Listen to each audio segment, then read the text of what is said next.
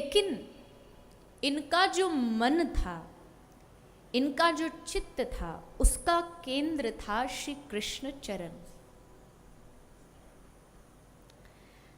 बाबा तुलसीदास जी से जब यही बात पूछी गई कि प्रेम कैसे करना चाहिए, भक्ति कैसे करनी चाहिए, आज की जो हमारी कथा है वो मधुर रस की कथा, प्रेम की कथा है, इसलिए ये थोड़ा सा जानना और इसकी भूमिका को जानना बहुत ज़रूरी है, क्योंकि बेस मजबूत होगा तभी तो उस पर ढांचा सहने की शक्ति आएगी। अगर बेस ही मजबूत नहीं हुआ, प्रेम की थोड़ी बहुत, वैसे तो कौन आज तक प्रेम की परिभाषा कह पाया है, जिसने कहा उसने जाना नहीं और जिसने जाना उसने कभी कहा नहीं, किंतु फिर भी थोड़ी एक जो विशेष बातें हैं जिनको हमें समझना बहुत जरूरी है। गोस्वामी तुलसीदास जी कहते हैं, तुलसी हरि को यूं भजिए जो नागरी को मन गागरी में। अभी तो वो सिस्टम रहा नहीं, पर पहले के समय में माताएं पानी भरने कहाँ जाती थी? कहाँ जाती थी? कुएं पे जाती थी, कोई बड़ा तालाब सरोवर होता था वहाँ जाती थी, और मिट्टी के घड़े होते थे, और एक महिला एक ही घड़ा भर के ला रही हो ऐसा नहीं होता था। एक महिला के सर पे एक घड़ा, उसके ऊपर एक घड़ा होता था, उसके ऊपर एक छोटा सा घड़ा होता था, एक हाथ में भी होता था, और जब वो अपने घर की ओर आती घड़े को सर पे रख करके, तो उसकी साथ में और भी सहेलियां होती थी। तो तुलसी बाबा कहते हैं कि वो सब सहेलियों से बात करती थी, तेरे घर में क्या चल रहा है, तेरी सास कैसी है, तेरी ननद कैसी है, सब बातें होती थी। लेकिन मन, बातें जिह्वा से, जीभ से हो रही है, पर मन कहाँ होता था? मटके में, कि गिर ना जाए, कहीं गिर ना जाए, हाथ से छूट ना जाए। बातें सब हो रही, व्यवहार सब हो रहा है, पर मन है घाघरी में कि कहीं फूट ना जाए। ठीक उसी प्रकार बाबा तुलसीदास कहते, यही भक्ति का सिद्धांत है। तुलसी हरि को यूं भजिए जो नागरी को मन गागरी में। संसार में व्यवहार तो हमें निभाना ही पड़ेगा अगर संसार में बंधे हैं तो, लेकिन हमारा मन कैसा होना चाहिए? बोले व्यवहार निभा रहे हैं, सब काम कर रहे हैं, पर मन जो है वो हमेशा भगवान के स्मरण से जुड़ा रहना चाहिए। वो वहाँ से कभी जो संपर्क है वो टूटना नहीं चाहिए, कनेक्शन नहीं टूटना चाहिए। और अगर ये हम कर लेते हैं तो गृहस्थ धर्म में रह कर के भी हमसे बड़ा कोई साधु नहीं हो सकता। मुझे परिचय पता नहीं है, मैं जानती नहीं हूँ, लेकिन अभी एक परिचय दिया गया था आप श्री का, शायद क्षमा करें अगर मैं गलत हूँ, मजिस्ट्रेट शायद कुछ आप पद संभालते हैं। मैंने सिर्फ सुना है, मुझे नहीं पता आपका जीवन चरित्र, लेकिन जो भैया बोल रहे थे, बता रहे थे और कह रहे थे कि एक साधु जैसा जीवन। अब बताइए, ये तो सामने की बात कर रहे हैं, इतिहास उठा लो। महाराष्ट्र के जिन भक्तों की हम चर्चा रोज सुन रहे हैं, सेन नाई थे, गोरा कुम्हार थे, रैदास जी जूते सिलते थे, जैनाबाई नामा के घर दिन रात काम, कपड़ा धोना, झाड़ू लगाना, भोजन बनाना, ये सब कार्य करती थी। चोखा मेला मजदूरी करता था। कितने भक्त गिनो, क्या इन सब ने अपना काम धंधा छोड़ा? बोले नहीं, कर तो रहे थे, पर ये मन में, कथा का मतलब क्या है? कथा का मतलब भागना नहीं है, कथा का मतलब जागना है, हृदय में एक जागृति पैदा करना है, ये बात की कि हम कुछ भी करें पर उसका केंद्र हमारे ठाकुर जी। श्री विल्व मंगल जी कहते हैं, विक्रेतु कामा खिल गोप कन्या मुरारी पादार्पित चित्त वृत्ति दद्यादिकम मोह वशाद वोचद गोविंद दामोदर माधवेति। गोपी कैसा भजन करती है? गोपी सर पे मटके में माखन रख के मथुरा बेचने जा रही है, और जब मथुरा बेचने जा रही है तो जोर जोर से आवाज लगा रही है, अरे सुनो सुनो, कोई माखन ले लो, कोई माखन ले लो। अब बाहर से तो माखन बेचने आई है, पर मन में कौन चल रहा है? गोपी के मन में कौन है? कृष्ण। तो अब जो मन में होगा वो जुबान पर तो आ ही जाएगा, ये आदमी का स्वभाव है।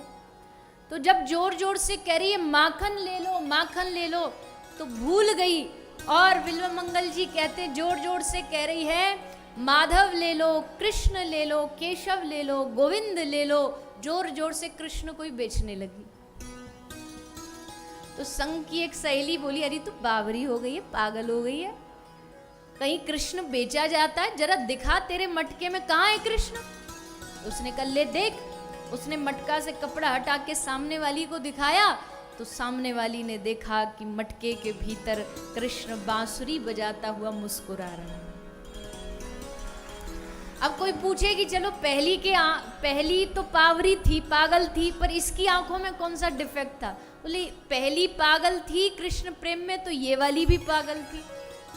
अगर वो कृष्ण को हर जगह देख सकती है तो ये भी कृष्ण को, इसको हर जगह कृष्ण दिखाई देता।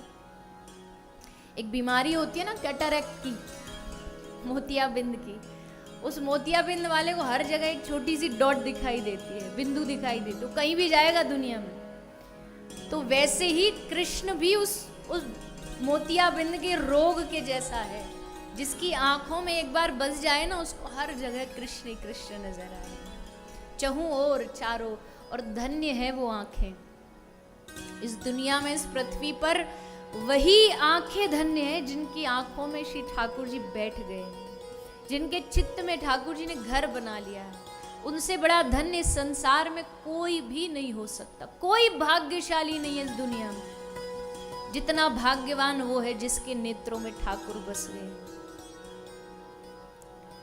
जिनको हर जगह नेत्र ना हो। सूरदास जी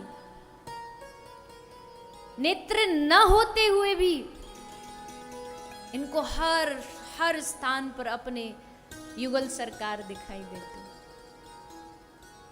कथा आती है कि बाबा सूर एक बार गोवर्धन में गिरिराज जी की तलहटी में बैठे बैठे रो रहे थे, कृष्ण को पुकार रहे थे, राधा रानी को पुकार रहे थे, हे प्रभु आप हमें कब दर्शन दोगे, कब से पड़ा हूं आपके इस ब्रजधाम में, आपको कब से पुकार रहा हूं, एक बार तो दर्शन दे दो। खूब रो रो के गा रहे थे भाव। तो वहीं पे सामने आ गई श्री राधा रानी। राधा रानी आई और राधा रानी आकर के नाच रही थी, नृत्य कर रही थी। और नाचते नाचते श्री राधा रानी के पाँव की पायल, श्री राधा रानी आगे नृत्य कर रही थी, ठाकुर जी भी श्याम सुंदर भी वहीं खड़े थे। राधा रानी धीरे धीरे घुंघरुओं की आवाज बजाती बजाती सूरदास जी की तरफ बढ़ती जा रही। और ठाकुर जी देख रहे हैं कि सूर के सामने राधा रानी खड़ी और ये अंधा देख ही नहीं रहा। इसको पता ही नहीं बावरे को कि राधा रानी आई है।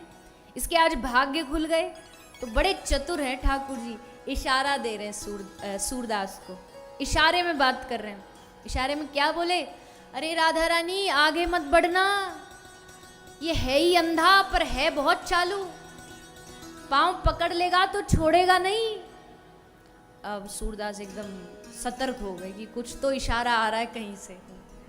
तो सूरदास जी एकदम सतर्क हो के कि अब श्री जी हमारी तरफ बढ़े तो हम उनके चरण पकड़ लें। फिर श्री जी बढ़ती जा रही हैं तो फिर श्री कृष्ण इशारा देते जा रहे, अरे आप तो बिल्कुल इसके सामने ही पहुंच गई, अरे अब तो जैसे ही हाथ आगे करेगा तो सामने ही आपके चरण पकड़ लेगा। सूरदास जी समझ गए कि ठाकुर जी इशारा दे चुके हैं। तुरंत सूर बाबा ने कृष्ण राधा रानी के चरण पकड़ लिए।